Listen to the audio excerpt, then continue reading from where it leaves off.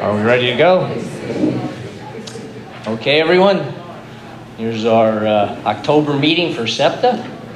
And we'll start off just with the pledge to the flag, please.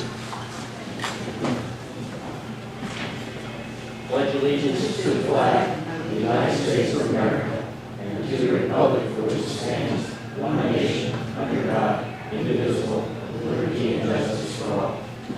Thank you. Okay, I won't really need to let anybody know bathrooms and stuff are over here. You know, if you can get more members, that'd be good. Next month's event, we'll have the what'll be called the State of the State. First we had the borough, now we have Lower Macungie Township. The next will be the state. And for the state, we're going to have the Governor Wolf's budget director, Mrs. Sharon Ward. And if you remember, we had a similar thing when Corbett was here. We had his budget director come and speak to us. So this will be the same thing under Governor Wolf this time. And as we all know, there's a lot of stuff going on with the budget at the state level. Well, actually, there's not a lot going on, but they're working on it. It's still not settled. So that could be an interesting meeting to find out and ask questions about that. And right now, I'll just move right to Ron. If you can give him a hand for coming over and speaking to us, that'd be great. Thank you. See, am I coming through? There we go. Okay. Yeah, thanks once again, CEPTA, for inviting me to come out. Thanks to John and Gio. I really do appreciate the opportunity to come out and talk to you folks. I like to try to do it once a year. I'm more than 2 years now into my 4-year term, so halfway through right now.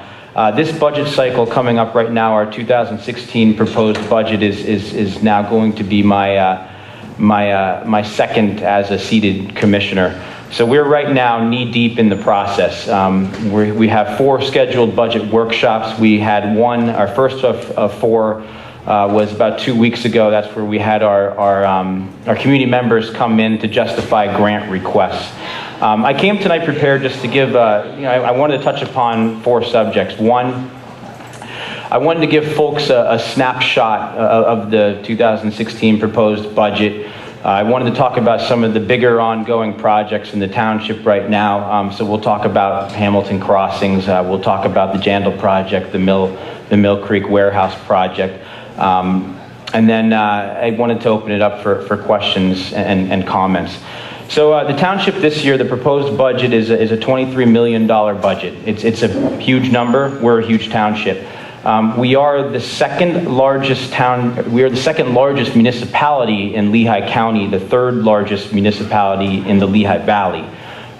So you got Allentown, and then you got Bethlehem, and then you got Lower Macungie Township. We are bigger than the city of Easton. The city of Easton has 26,000 residents. Lower Macungie Township has 32,000 residents. And of course, we have a much, much bigger land mass where we have 24 square miles in Lower Macungie Township, 24. So 32,000 people, 24 square miles.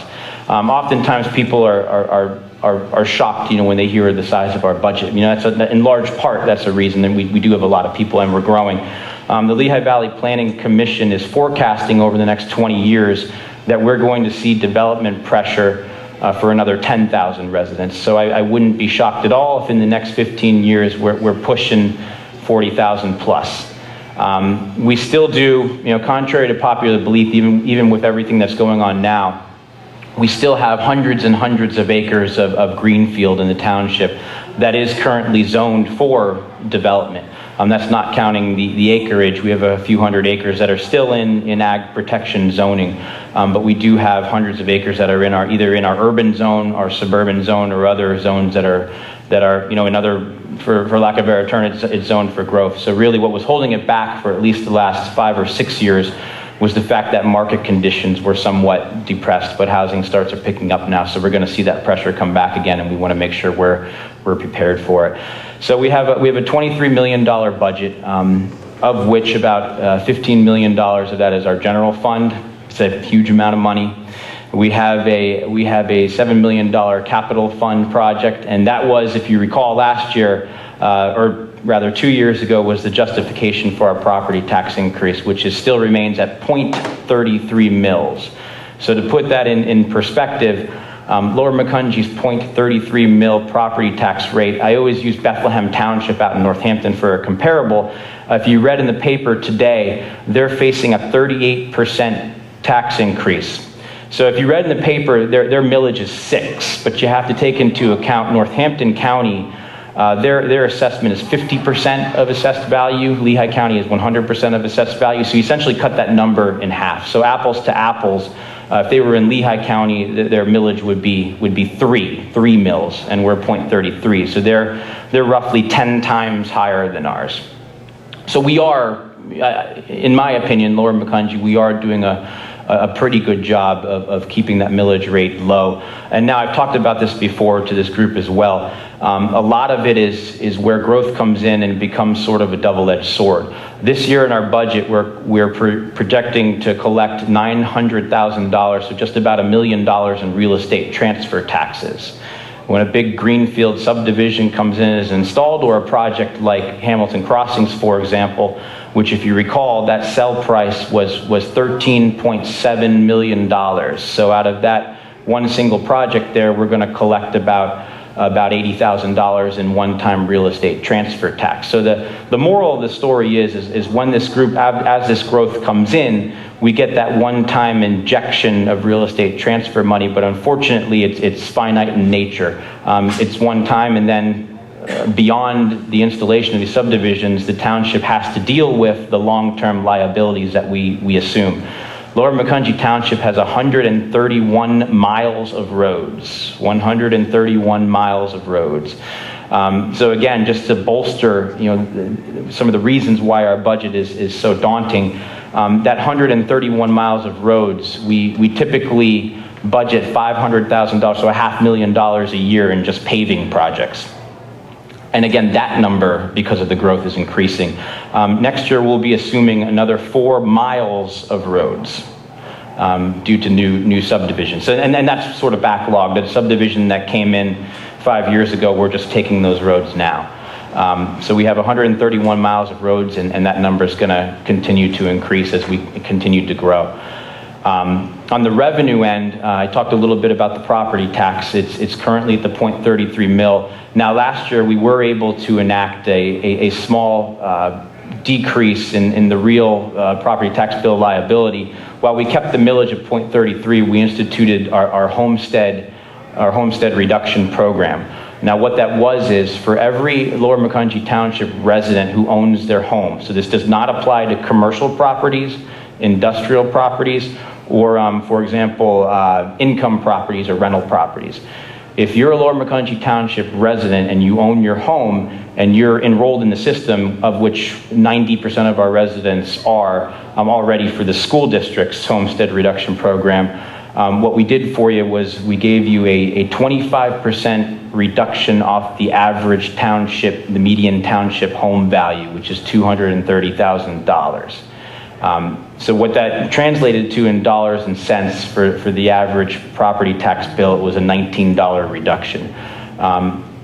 Remember, at that 0.33 mil, if your assessed value is $200,000, your property tax bill was $60. So that $19 is fairly significant.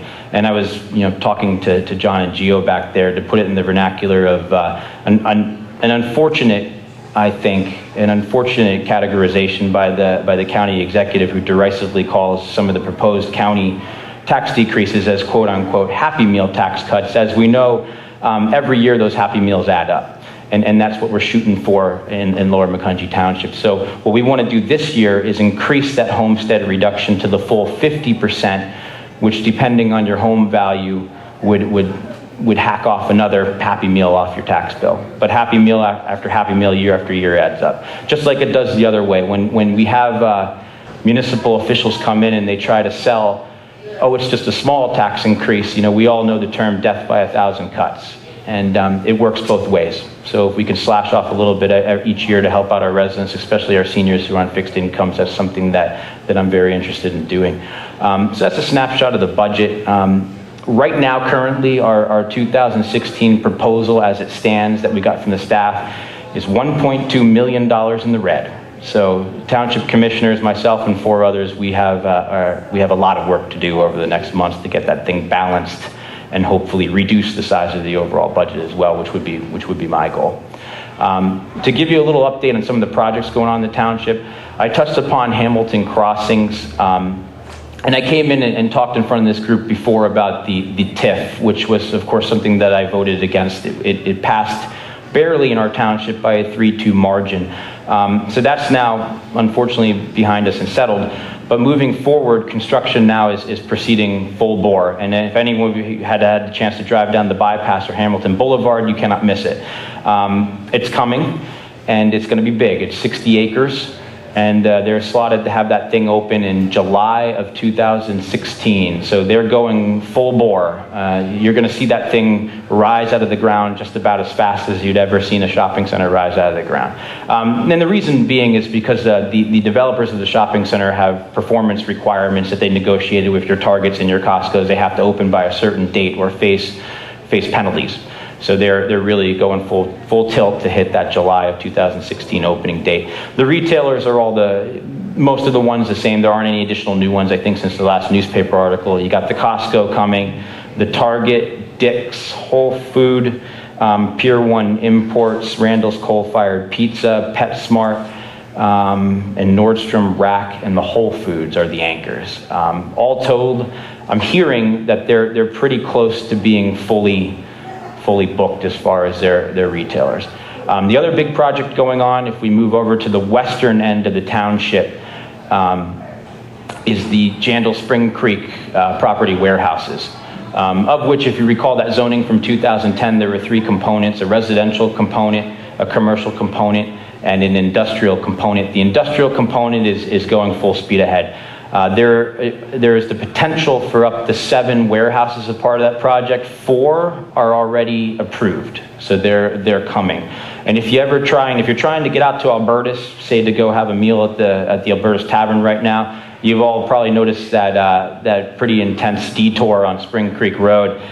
We're hoping that gets cleared up by Thanksgiving. Now, that's a state road, and we're dealing with PennDOT, so we're just in the position to have our fingers crossed and hope. But I'm still at this point pretty hopeful that we hit that Thanksgiving target to have that detour cleared up. But that is going to be a monstrous project, and there are going to be some, again, with the growth being a double-edged sword, there's going to be some significant liabilities that the township has to strategically think of over the next 10 years how we're going to absorb.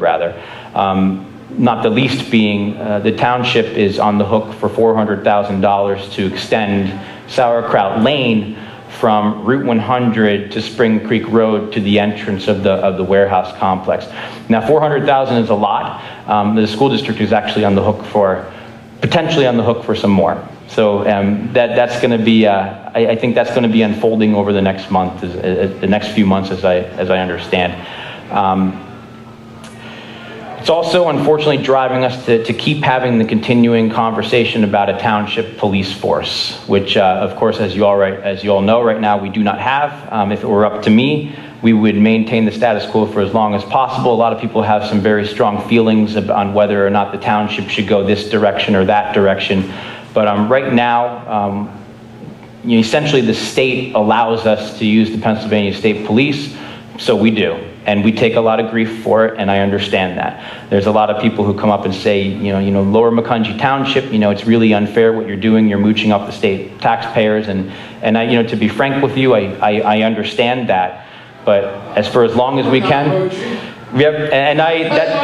that's the way I look at it. So for as long as we can, we're playing within the rules. And my answer to those folks, while I'm sympathetic, I say, you need to go up and knock on the door of Mr. Justin Simmons or Ryan McKenzie and take it up with them, because they have the ability to change the rules in Harrisburg, and then we wouldn't be able to do that anymore. But for as long as we can, and as long as the state police are doing the fine job that they are doing, and they are doing an excellent job right now, our crime statistics in the township are very, very low. It's my position, it's my viewpoint that we should maintain the status quo. One of the big reasons why Bethlehem Township has that local property tax rate that's 10 times higher than ours is because they're funding a local police force. If you read the article today, there's pressure to hire 2 more officers. And I think folks who live in Emmaus know how that goes. Every year there's requests to increase the work, to increase the number of officers that you have on the ground. And I get it, there's public safety justification for it, but right now we're in a very good situation. And if you'd allow me to backtrack a little bit, and I would be remiss not to say this, but one of the biggest items last year, there's significant news on this, was the $3.3 million line item for turf fields at Quarry Park. I'm happy to say that it's very likely that plan is going to be shelved moving into 2016. That's gonna play out over the next 2 budget workshops, but I think that, given some of the shifts that happened in the board, of course, as you know, one of our commissioners, Ryan Conrad, took a position in West Virginia, so we had to replace him. We had a whole process. We had 15 applicants, and we were able to identify a new commissioner, Mr. Ben Galliardo, our longtime code enforcement officer. He was sworn in 2 weeks ago by Judge Reichley. So the winds, for a lack of a better term, shifted, and it's likely that the outcome, come January, that plan is going to be shelved. And I won't use the language killed, because the way I'm looking at it is for those who are supportive of it, and there's one commissioner who proposed it and who's been the champion of it, if he's able to raise private sector funds, then we can have a conversation about coming over top with some township money to make it work. But my fundamental concern was this was a $6 million comprehensive plan for a park, of which $3.3 million in climbing was just to install 2 turf fields and other amenities directly related to the turf fields. So the substrate, the grading, the landscaping, etc., all directly related to the turf fields. There are other things of value within that project, and I think we can get some of those done. We're getting a $600,000 rec contribution from Hamilton Crossings, which was negotiated by the prior board. So that money will still remain available to fund the Quarry Park master plan, but we're likely going to be effectively able to kill the Quarry Park component, which from my perspective is good news. Yeah. Trying to think if there's anything I missed. Do folks have any questions at this point about anything? Yes, we'll start at the front. Carol, ladies first. Well, Miss Allen. When I drive down near Air Products on Hamilton Boulevard, I notice there's work. Mill Creek Road. Yep. What that is? It's 2 warehouses. Air Products. Go on here. Yep. Thanks, John. Air Products sold. They carved off a big chunk of their property, sold it to Liberty, which is the same outfit that's developing the Spring Creek warehouses. So that's actually going to be two warehouses there between Grange Road and Air Products. Okay. The company that's coming in, we do know it's going to be Uline, which is a good, as far as these logistics operations go, Uline does actually hire a lot of people locally. Some of these mega boxes, they for the amount of land that they take up, they employ very few people. Uline, based on the type of operation that they are, they actually do employ quite a lot of people. We want the employees to come to town. We want to apply the jobs, but what we're concerned with sometimes are the impacts of some of the bigger ones. But Uline is actually a good one. They're local now. They're in Upper Macungie Township. What they're doing is out there in Upper Macungie, they're spread out over 3 locations. They want to move into this new facility and consolidate. So it's my understanding that both the warehouses and the office component on that project will all be Uline. All right, so we get some tax money from them? We'll get some, well, no, Upper Macungie will get the tax money from, that's right on the line. Yep. It came through land development in Lower Macungie. If it's 100% pie, 15% of it was in Lower Macungie Township, 85% of it was in Upper Macungie. So it's one of those scenarios where we'll get the traffic, they'll get the tax money. Oh, so it's not a, thank yeah, yep. That's the same situation with the development that's coming on Indian Creek Golf Course.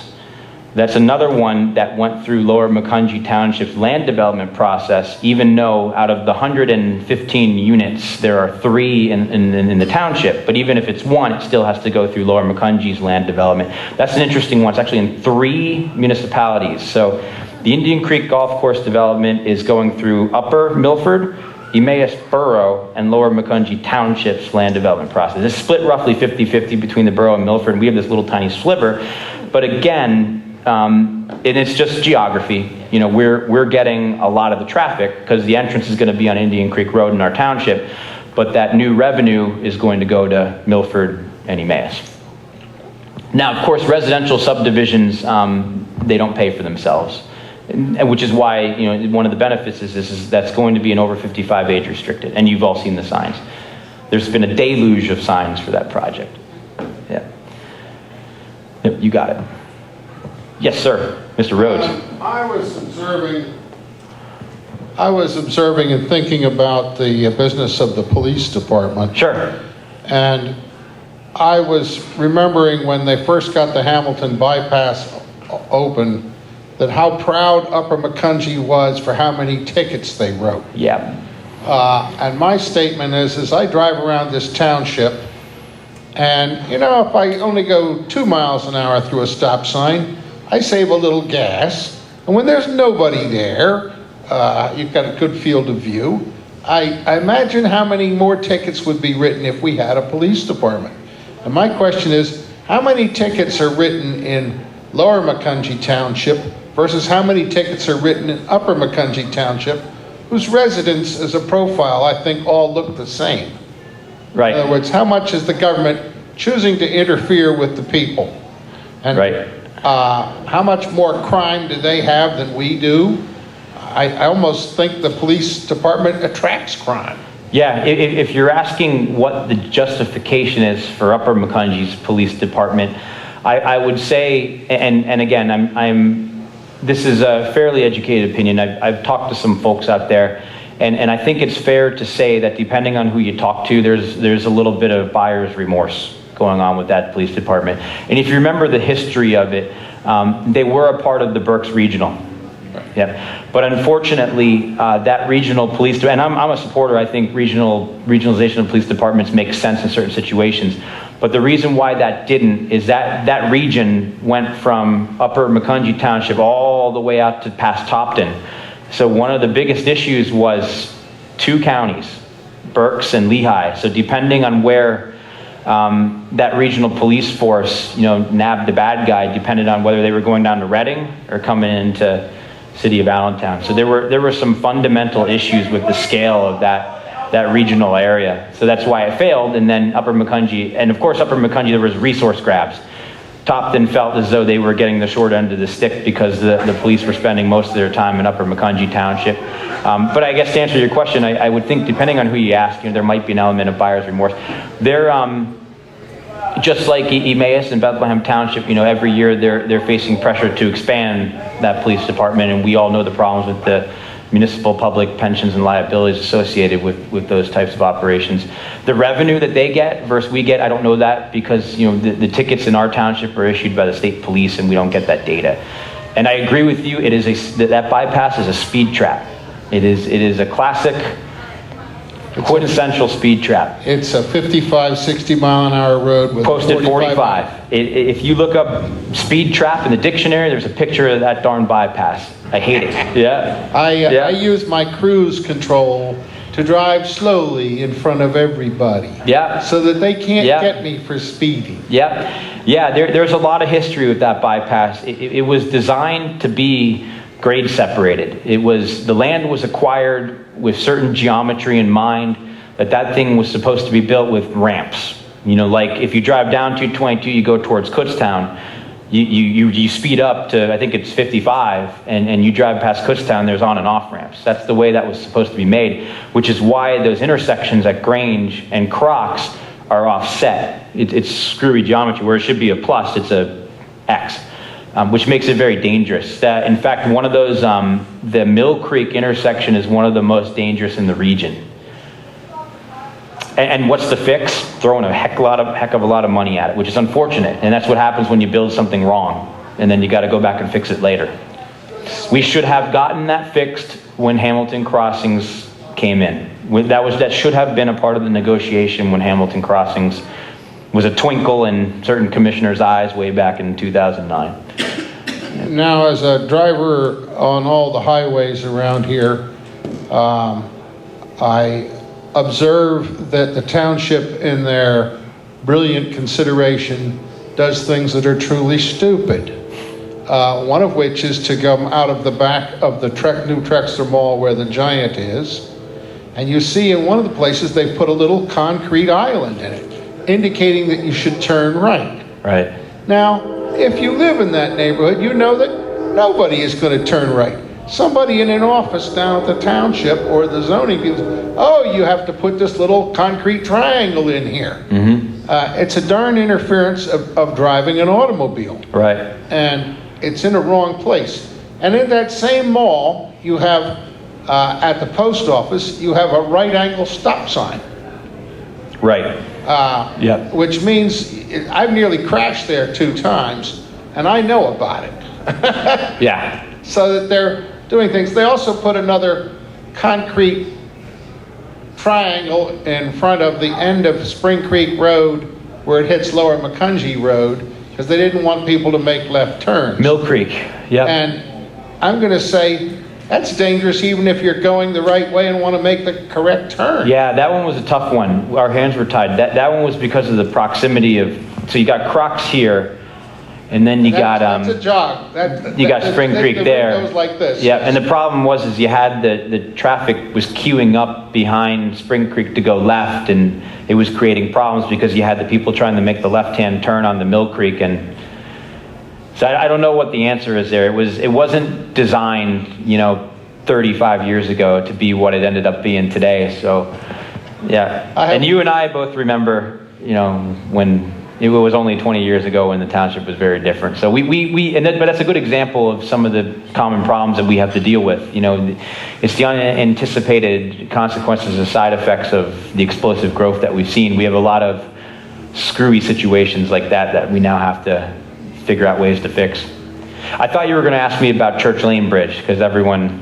Where you getting there? That's its own pain in the ass. It is, yeah. When it was in perfectly good service, you closed it because there might be too much traffic on it. Well, I looked at that and I said, no kidding. You close one bridge, you got to expect all the traffic to go over the other bridge. PennDOT standards have been a moving target for it. So they actually, the most recent closure, they came in and made us close it. And here's the problem with Church Lane Bridge. People always ask me, why don't you just replace it? Well, one, it would be a huge price tag to do it. 2, we can't. You cannot do it. The reason is because if we were to knock down that bridge and build a new one, because of the rail line underneath, you have to raise it. To raise it, you need more space outward. To get more space outward, you got to take cemetery. And it's not possible. That is hard. Yep. I'm not trying to upset graves. I don't want that karma on me. And I guess from what I understand, you just can't do it. It's not an option. You cannot take land from the cemetery. You were. And it would be a couple $1 million. That one wasn't really my main thing. The other question I wanted to ask, since I drive to Costco down in Montgomeryville, it's going to be very convenient to have one less than a mile from my house. Sure. Because I live right up in the corner of the township. Right. But as I watch them build, they're building on both sides of Crocs Road. And both sides of the bypass. And both sides of the bypass. Now, if they're putting this mall in, is Crocs Road still going to be a through street, or is it going to be filled with driveways in and out?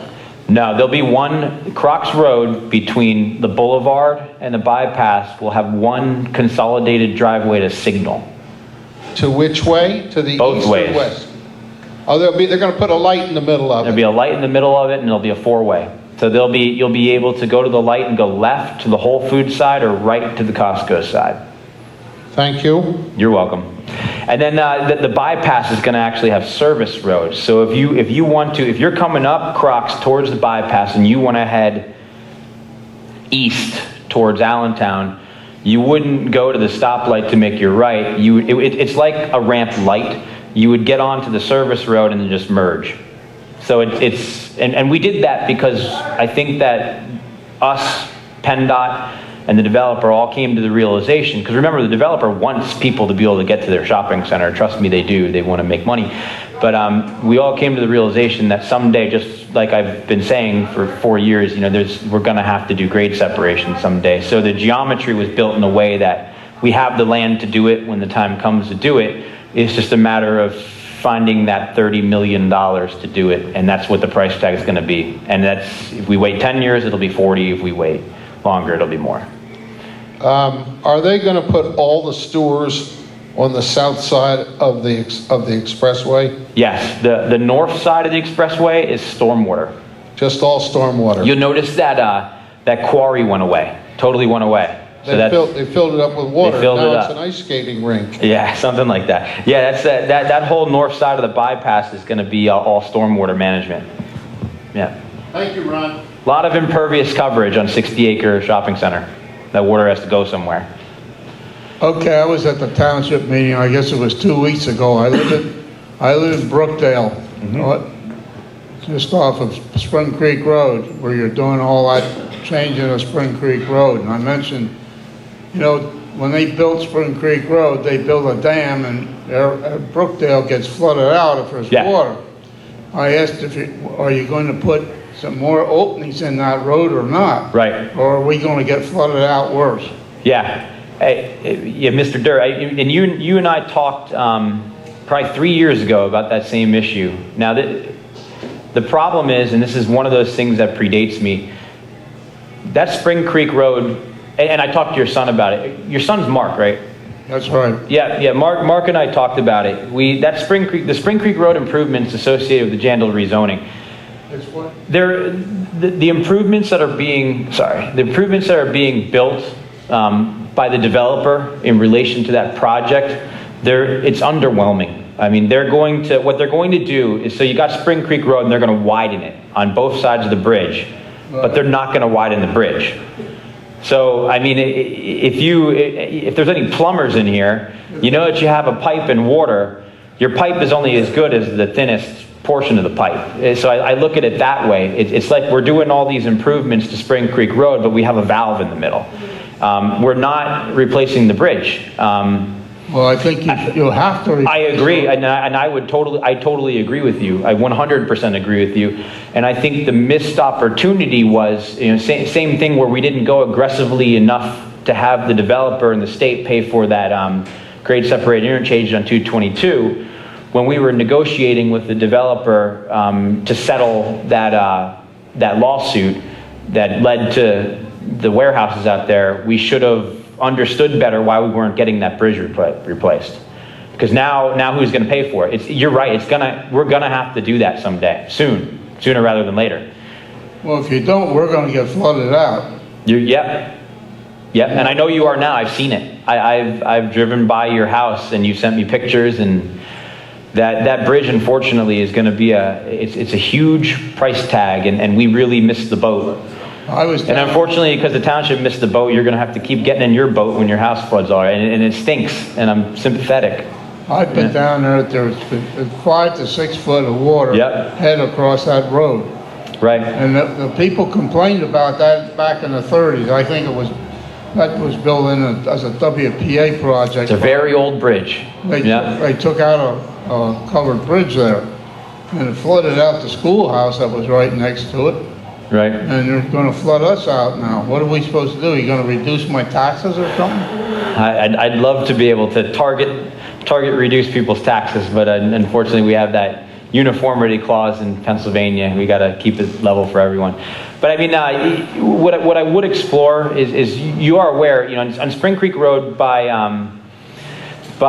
Ancient Oaks, there have been some PEMA flood buyouts. So I mean that might be a program that you'd want to explore. Say that again. And I can put you in touch with new Commissioner Gagliardi, who is our code enforcement officer.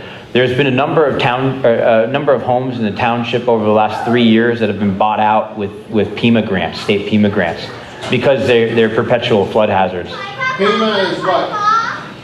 It's the Pennsylvania version of FEMA, Pennsylvania Emergency Management Association. Yeah, as opposed to the federal Emergency Management Association. Well, I guess what you're telling me, we're going to get flooded out.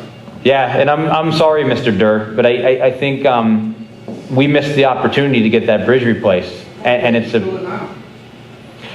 The road's all, everything's torn up there anyway. right, yeah. If there was any way that we could get that bridge replaced right now, trust me, I would be leading the charge for it. But it's, I like to take responsibility, you know, but that's, and I don't want this to sound like I'm passing the buck, but we're very limited with hands tied behind our backs in terms of PennDOT roads. And that, as you know, Spring Creek's a PennDOT road. And we should have fought harder back in 2009 and 10 to get that bridge upgraded as a part of everything that's going on Spring Creek. Because, you know, I'm sympathetic to you and your flooding issues, but again, what sense does it make to widen a road on two sides of a bridge if the bridge is 2 lanes? That just makes my head explode. Yeah. Well, wait, in relation to his question and Right. problem, I would think that somebody in the engineering department should have been looking at the Stormwater Management Act, because I'm quite familiar with that. Right. What water problems you currently have, you have, but any development is not supposed to increase stormwater problems according to the Stormwater Management Act. And that's getting stricter and stricter and stricter. And you sounds like you're familiar with the MS4 stuff coming down the pike, and it's going to get I am quite familiar with Yep. 10 years' experience with Yep. Emmaus and how the engineers wink, wink, nod, nod when they want Right. to try and avoid the Stormwater Management Act. But any resident who's getting damage from that, they have a cause of action based on the Stormwater Management Act. Yep. Now, when the rezoning issue was going down in 2010, the developer would tell you, and this is, you know, there might be some logic in this, as we know, and I'm the biggest proponent and cheerleader for farmland preservation that there is, but farmland is not very neighbor friendly in terms of runoff and stormwater issues. So the argument that the developer made is, you know, every drop of rain that hits their property, based on new stormwater regulations, they have to collect and allow to infiltrate, as opposed to old school stormwater management where you collect, retain, and fire off a chute into the river. So his argument is the development's actually going to improve the stormwater management. My response to that is, we'll see. You know, I have a healthy amount of skepticism, but we'll see what happens. With that act, and I have a copy of it at home, the entire county is divided up into zones. And Yep. depending on what zone you're in, that's what the developer is supposed to take care of the stormwater in that particular zone. These people are getting flooded now, and they're going to get more as a result of this. And obviously, the Stormwater Management Act has been violated in some shape or form. Right. Yep. We're having conversations over the next 2 years, and we sort of opened the door for it last year, but it didn't go anywhere.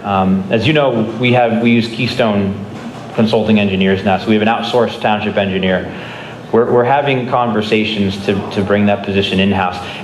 That's another, there's good and bad. I mean, that's another director position. It's a legacy cost. You're paying for that forever. But at the same time, you know, we're again a township bigger than the city of Easton, and we don't have someone sitting in the township building right now who's wearing a Lower Macungie hat, who's filling that township engineer role. And this is Exhibit A of why I would argue, and my mind's not made up. We're still having those conversations, because again, you're taking on a forever cost by doing this. But that's one of the issues where I think, you know, if you were to sit in front of me and argue that it's time to have a township engineer, that could be one of the arguments that you make that makes a lot of sense. And we need someone who's focused on that and thinking in terms of and we do, you know, Keystone, this isn't a knock on Keystone at all, it isn't. But especially the people who we've been working with over the years, my relationships with them, they've been fine.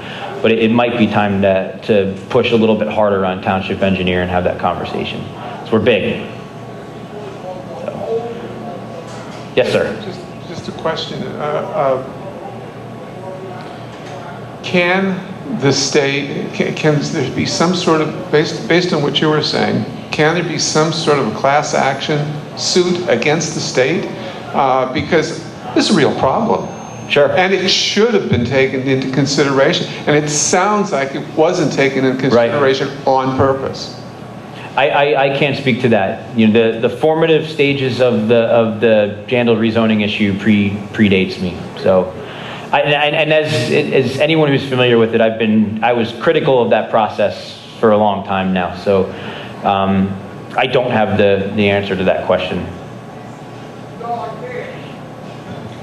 One comment. I think the Macungie Township should probably research green roofs and put it upon the developers of those huge buildings to invest in the green roof. And a lot of that wastewater and water management stuff would be greatly reduced. Yeah, our planner, Sarah Pandel, she brings that up often in talking to Liberty, who's the primary warehouse developer in the township. And, if you read in the papers, France actually has some big all-consuming top-down mandate to force buildings to do this. But if I were a warehouse developer, and I'm not sure if that's the way I think we should do it, with a top-down mandate. But if I were the owner of these warehouses and I have literally 60 acres of roof, there's some opportunities up there to manage your stormwater. There's opportunities. Why don't we build something of use on that 60 acres of roof that you have there? And I think that the people that are building these warehouses can think outside the box and just make better use of the facilities that they're building. They're really temporary in nature. I mean, you watch one of these shells go up in the township, they literally go up in a matter of a month. So it would be wonderful from my perspective, and I don't think we can force them to do it if we could get more value out of these big buildings, these 1 million+ square foot buildings that they're putting up in the township.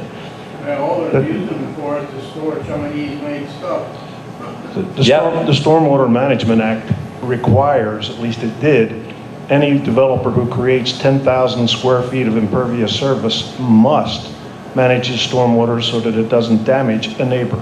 Yep. So you'd think that they would be motivated to explore some of these outside-the-box solutions, but for whatever reason, I mean, and there's a profit motive here. They want to get them up and turn their profits. So, but it would be nice if we had some builders who were coming in who think outside the box in terms of that sort of stuff.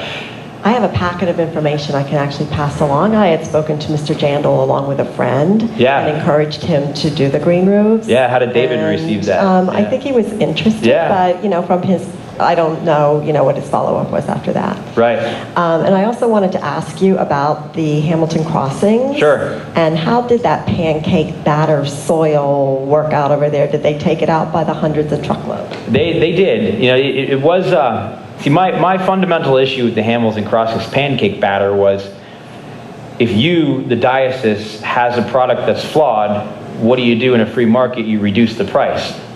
That didn't happen. That land sold for $228,000 an acre, which is roughly the market price of the land. So there was no reduction of the price whatsoever. I mean, the pancake batter, the mine wash was very real. And then I watched it being trucked out, and I picked some up and touched it and felt it. And a lot of it ended up out in a quarry off of Spring Creek Road. Yeah. I thought they were going to mix it up and then bring it back in again. Some of it did, but a lot of it, and like they said, they weren't exaggerating. It was hundreds of trucks ended up filling up a quarry. Quarry Park is named Quarry Park for a reason. A bunch of quarries out there. So a lot of that pancake slurry ended up in a quarry out in near Quarry Park. But they did, as you said, you're correct. They took a lot of it, mixed it with better topsoil. They trucked in and reused it, as far as I know. And then just one last question on that. Do they report up to somebody like how many man hours they're providing? They said they'll guarantee so many jobs, or they'll offer so many, or they'll provide so many jobs. Yeah, I've been keeping tabs on it as much as I can. And in fact, I just found out within the last couple days that one of the major trades went local. So that's good news. I mean, regardless of what you think about the trade unions, we wanted to see those jobs go local. And one of the major trades within the last week went local. Now they had to, from what I understand, there might have been some concessions involved to make it happen, but at the end of the day, push came to shove and they hired local, which is big. So I've been trying to, as much as I can, and to their credit, a lot of the problems I had with that problem related to the financing. To their credit, that developer has been fairly community friendly, and when he made a promise to you and looked you in the eye, he delivered, at least as I've been able to tell so far. Because I have been trying to keep tabs on that. That was important to me, that a lot of the work went to local companies. Yeah. Ron, I got a question then too. Sure. As far as the Hamilton crossing and that access road coming off of the bypass. Right. From what I had heard, and this is what I wanted to find out if you know anything about, the access road might allow the diocese to be able to keep $1.5 million that they were given from the state so that they wouldn't have direct access out onto the bypass. Yeah, that I don't know anything about that. Okay, I'd be interested to learn more. Yeah, I had heard Yeah. something like that, that they were specifically, through the state, incentivized to make sure that they did not directly access that bypass. And that this, I'm thinking maybe that access Right. road that they have off of there allows them to do that. Yeah, I know You hear PennDOT's first motivated and then- to keep the bypass a limited access highway to as much extent as they can. So that wouldn't surprise me, but I don't know. That's not something that's bubbled up to me yet. I haven't heard, but now it's on my radar. Yep, if you can check that out, that'd Yeah. be a very interesting thing to know for sure. Right. And the other one would be as far as like from what I understand too, the bigger box stores and things that are in there, typically they have their own construction outfits that come and they pop around the country. Right. And do their buildings. So how much of their work, say like the Costco. Yeah, well, the Whole Costco's Foods the exception to the rule from what I understand. Because they're, like you said, a lot of these boxes come in and it's their way. They want to bring in their own people, so to speak. And I know that is the case with Costco. And then all those other bigger ones like that, they, from what I understand, also own their own land, their own access into it. Yeah, it's split up in the Parking lots so that condominiums. so that they have nothing to do really with the developer other than buying that piece from them. Right. So the developer was really only responsible for taking care of a few infill. Yeah, I mean, there Shopping were centers. assurances when this thing came through land development. It was very important to the township that the developer had control over the unified site plan. So there might be a little bit more cohesion and integration and cooperation on a regular project. But you're right, a lot of big chunks of that is split off into separate individual condominiums, Costco, Target, and they have and Whole Foods, and the big ones, they have control over their own pads. And as far as the union work that came in the local area, what one was that? Ask me in a week, and I'll tell you. Okay. Yeah, Anybody else have questions? I dig to find this stuff, so I don't want to tick off people. Because I know that, and we talked about that too, that Right. had been guys going to the TIF meetings before it was actually agreed on or Right. voted on that were pleading, with like the developer, Yeah. we need this, please vote for it because it's going to be local stuff, and Right. a big vast majority of it really isn't local because you got unions in Philly and everywhere else that need work too, and they Yeah. tend to come up. Yeah, and I'll tell you, just give it some time. Okay. Because I'm pushing. I've been pushing and pushing to get my answers. Yeah. I just asked one. I can't remember what I was going to ask. Okay. Anybody else have any questions?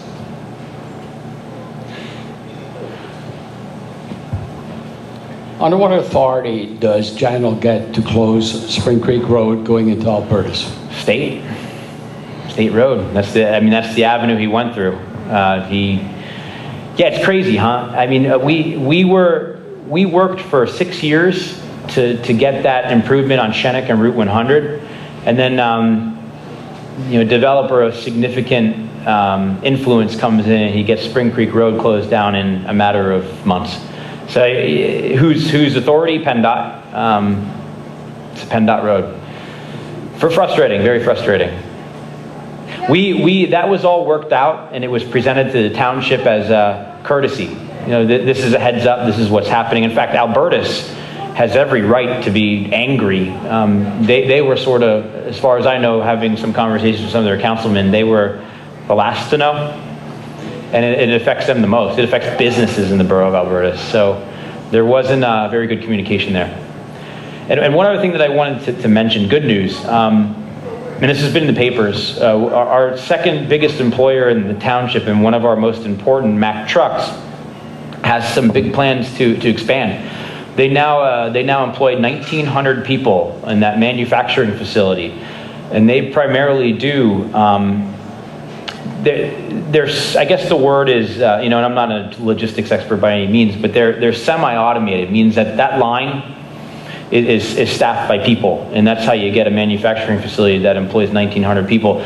They have plans to increase that up to around 2,400, give or take, which is wonderful news for the township. So we actually just passed a resolution at our last meeting, and it's symbolic largely, but the point being was that we wanted to let MAC know, we wanted to transmit to MAC in the strongest of terms possible that we 100% support them, and we'll bend over backwards and do whatever we need to do to make sure that we keep Mack Truck, someone that's been a partner with us for decades now, for the next 3 decades. So that's really good news. You think of it, we talked about it a little bit, the warehouses, the newest one that came in, the 4th one on Jandal, sits on, I think, this might not be exactly precise, but I think it sits on about 110 acres. It's going to employ 500 people. Mack Truck's facility sits on 138 acres and employs 1,900 people. So you talk about the value that's returned to the township. Manufacturing, of course, as we all know, is the golden goose. And whatever we can do to attract more manufacturing to the township to offset a lot of logistics operations we're getting is wonderful for us. So yes, we would bend over backwards for Mack Trucks.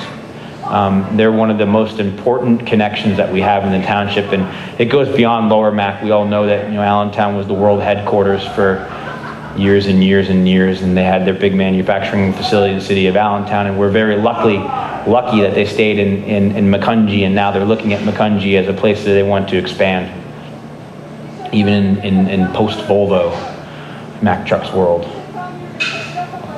Just on that line, where will they expand on their facility? Same that footprint. exists? Okay. Yeah, they want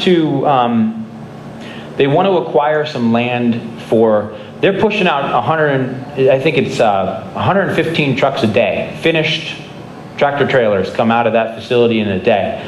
So they're pushing them out. But the problem is, and every one that comes out is, from what I understand, custom ordered. So it's every one that comes off that line is sold. But the problem is they need places to put them. And if you drive around now and on the Route 100 corridor, you'll notice that a lot of them are down in Tyler Pike. So, and that's not an ideal arrangement for them. They actually, because their site's so constrained. They're making use of every inch of it. They're spending $40,000 a year to shuttle workers down. They need more parking lot, and they need more places to store the finished product. So the facility spits out a truck. You need to keep it somewhere for 2 days until it goes off to wherever it's going. So, but as far as the footprint of the facility, it's all expansion of the existing building. They're going to reconfigure it. I got an education in assembly line the other day when we took a tour of the plant, and I guess the way that this plant is designed, everything's loaded in from a side, and they want to do it wherever you're at in the line is where the raw materials come in. So there's a lot of modernization, I guess, that needs to be done. So a lot of this is happening within the existing footprint. Right now, all the materials come in one side, and then they got to have little dollies and trucks that distribute all around. Now they want to come in a door right where it's being used. Streamlining. But it'll still be people. I mean, they're not. It's not automated, which is great. If you buy a Mack truck, it was built by hands. Which is something I'm proud of. Yeah. That Mack Trucks place, and we know the connections with the area, they got workers there who have, Mack Truck tattoos in their arms because there's a family connection. Dad worked there, kid worked there, grandfather worked there. So it's important to me that we keep that facility there. Well, I really don't have a question, but I just wanted to make everybody aware here that Ron was instrumental in helping me to get some additional lighting at the library community center in Lower Macungie.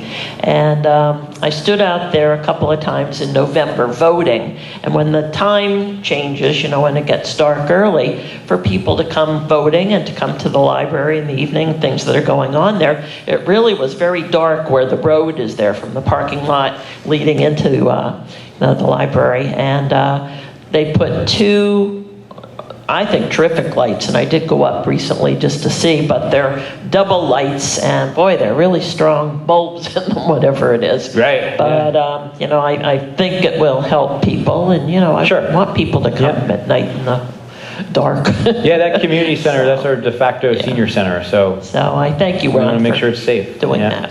Yep. Any more questions? Keep them coming. Yeah, Ron, any surprises that came up through this year that took you by surprise or whatever? No, I mean, no, not that I can think of off the top of my head. Very good. That's Yeah. That's good. Yes. Yeah, that's good. You don't want too many surprises in this position. So. Yeah, I think Yeah, I think your outfit works pretty well that way. Pretty open, pretty honest. Yeah, we make an effort to be very, very transparent. So I mean, as you know, if you're interested in, every one of our meetings is televised live now, so you can watch it. If you have RCN, you can watch our meetings on Thursday nights on channel 66 as they're happening. Everyone is webcast. All the minutes and agendas are online. We try to be extremely transparent. Ooh, me again.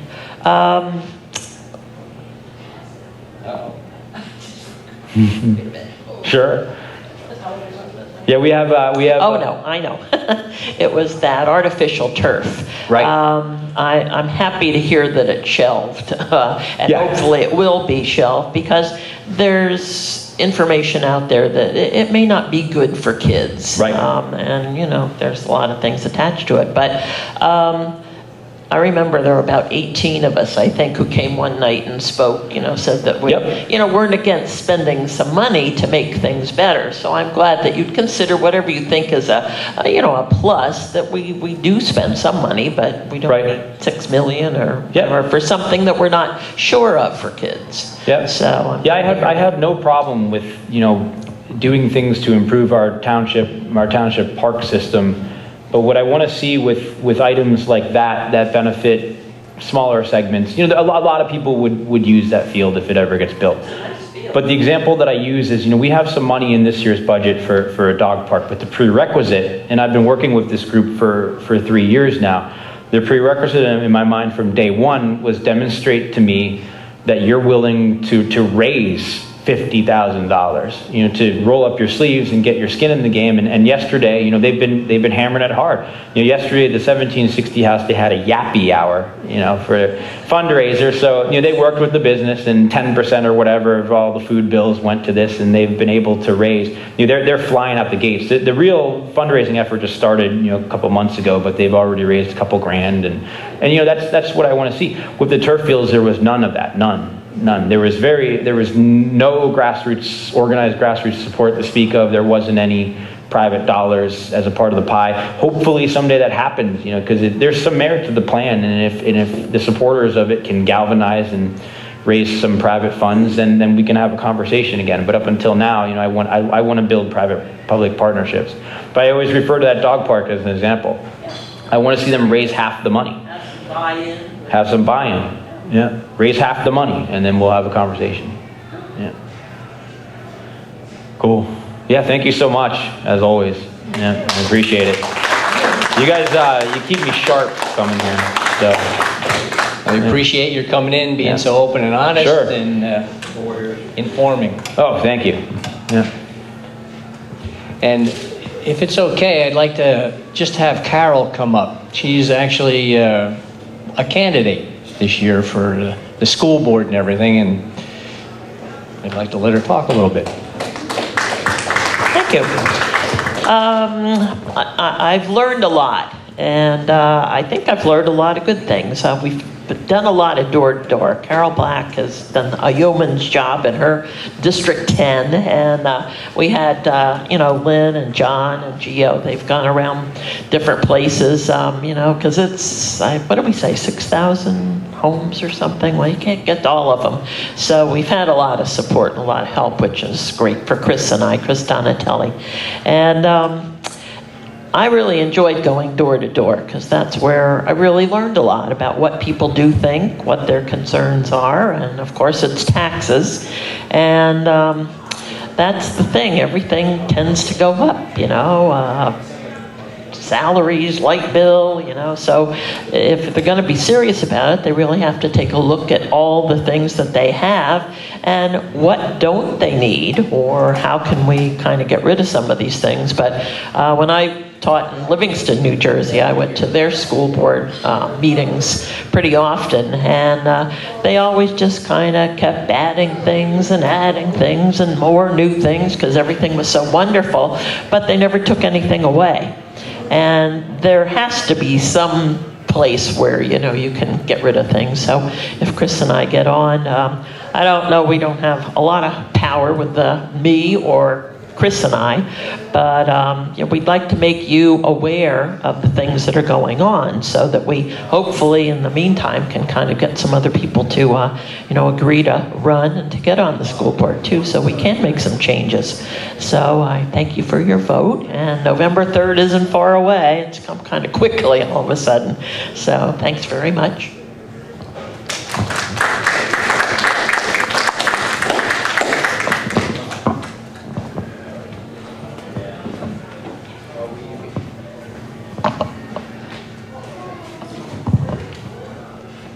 Okay, thank you, everyone.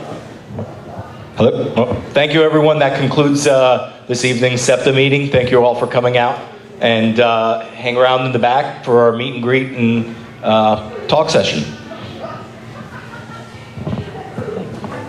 Yep, Ron's going to stick around for a little while. If you guys want to talk to him about other things, go for it. Thank you very much.